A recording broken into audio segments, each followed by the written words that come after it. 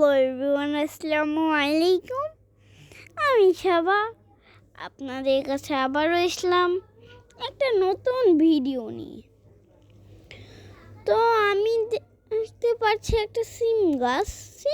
ওটা আমার দাদি গেড়েছে। কি সুন্দর একটা হেলদি সিম গাছ, সবুজে ভরপুর। তো আমরা এখানে পরিবারের লোকজন সবাই এখানে এসে দেখি যে ফুল হয় না। সবাই বলে যে এটা নাকি মাত্রা গাছ। মাত্রা আর মাতৃ আমরা বলি ছেলে মেয়েকে। হ্যাঁ, ছেলেকে মাত্রা, মেয়েকে মাতৃ। হ্যাঁ, সবাই বলতো মাত্রা। এখন আমি যখন এসে এখানে দেখলাম যে এখানে একটা ফুল 2-3টা ধরেছে, আমি তো খুশিতে।